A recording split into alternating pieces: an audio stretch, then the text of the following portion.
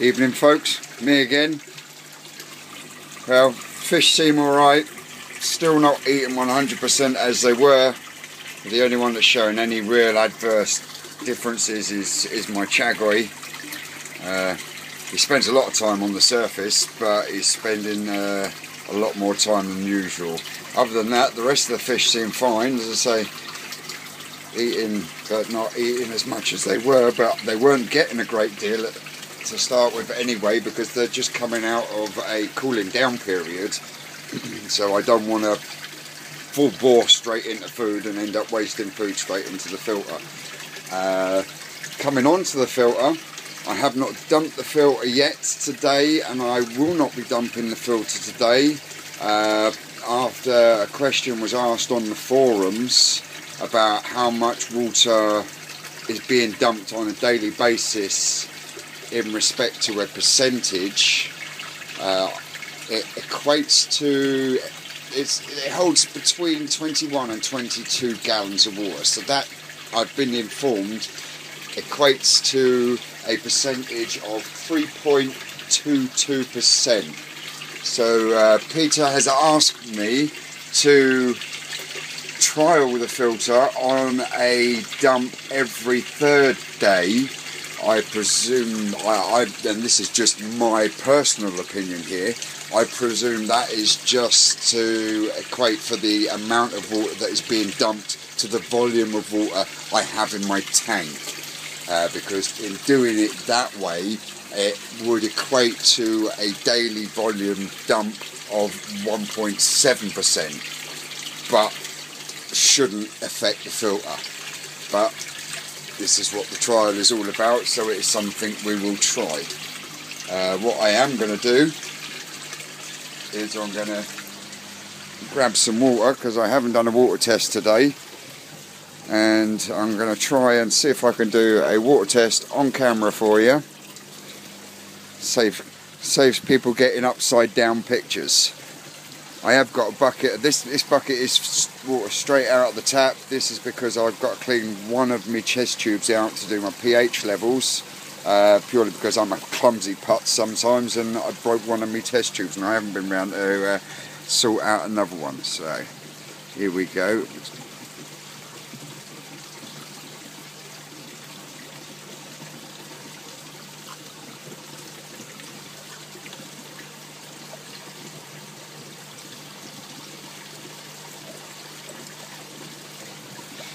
Right, that's sat in there. Well, what I'll do first is I'll pull out one of these.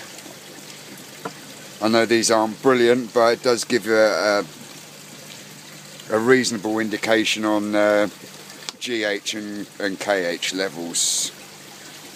So, as per the instructions, we go over, we dip it in, we swirl it around once, we swirl it around twice, we lift it up, we don't drip it against anything. We keep the water on there. Now, I'm going to go upside down a bit a second here.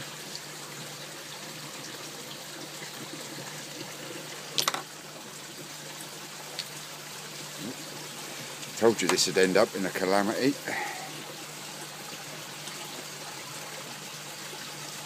There.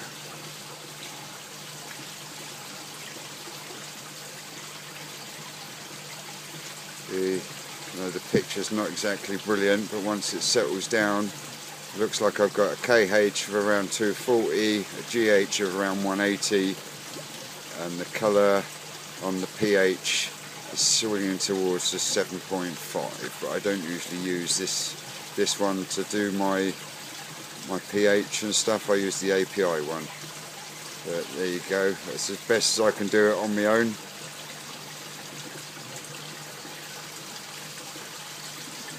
So let's try the other ones.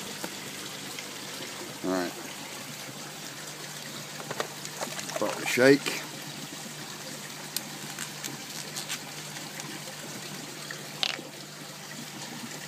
Nitrate.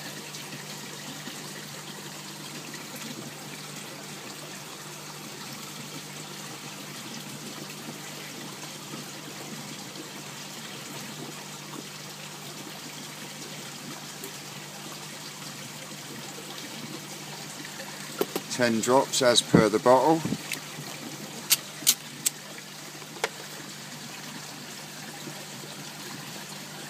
Pop that lid on, give it a shake, and we'll stand it over there and I'll do the next one. The next one we'll do is nitrite.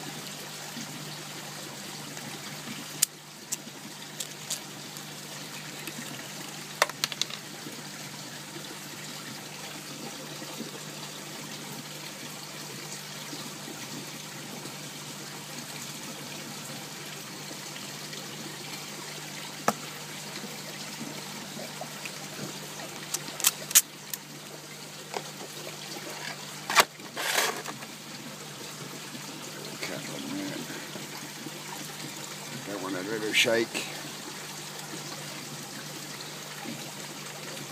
Stand in there for a second while we do the ammonia.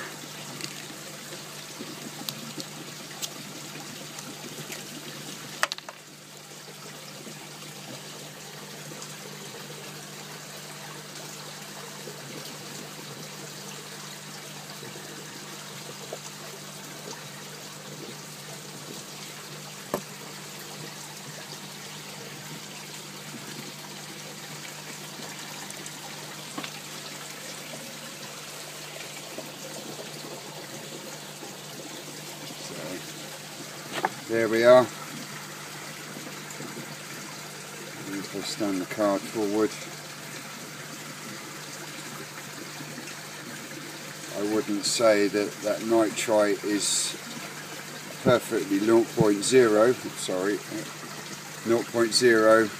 It is got a slight tinge to it, so it would say at the moment it's between 0 and 0.25. But as you can also see, there's no nitrate levels, and at present showing no ammonia.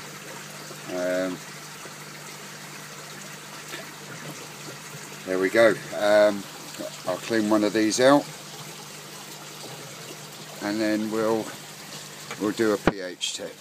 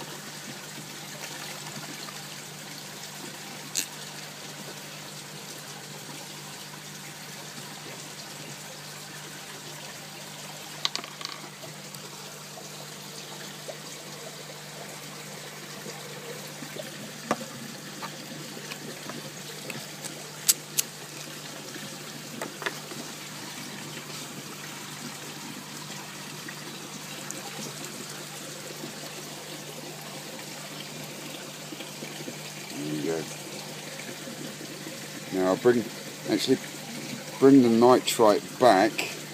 As you can see, it has changed slightly. Sorry about the flash on the camera, but that is, like I say, in between 0 and 0.25. There is a definite colour change, but it's not as deep as 0.25. But as I say, they've not been feeding as they normally are, and they're also coming out of a cooling down period. So there's your test results today. I was asked also by someone what I am feeding. Well, at the moment I'm feeding Takazumi Easy, which is the low protein, but it's a sinking pellet. And as I start to bring the feeding back up, I will then start mixing the Takazumi Easy with the Takazumi Vital. As you notice, I use the whole range. My smaller ones that I've spent transferring over today, I've transferred some over into the 154 gallon tank and swapped some over to the 4 foot tank. They get the Junior Premium there, which is a very, very small pellet. I do have some Copeland's fry powder and fry crumb for when I've got smaller fish, and lurking behind the corner there is the mealworms and some Gold Plus up in the corner. that answers that question for people. I will actually, when I start getting them back onto a feeding regime, I will show you exactly how much I'm feeding. Jason B asked me about the volume of fish and the sizes. I have them catalogued down here. I'll read them out to you. I've got a Puricina, when it was measured on the 9th of September, was 47 centimetres. My large Shiro Atsuri is 31 centimetres. I have a Kinki Atsuri in there at 32 centimetres. I have a Ginrin Achiba at 31. A Ginrin Honey Chag at 31. I have a Ginrin Chag at 19.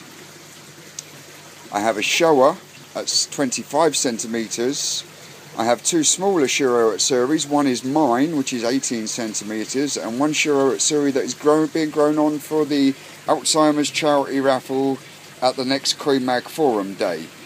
There is also a Ginrin Asagi from Cuttlebrook in there at 19.5 centimetres, as well as a Tancho Goshki and a normal Goshki, both at 18 centimetres. So I hope that answers your question. I think I've spoke for long enough now. So until tomorrow, good night.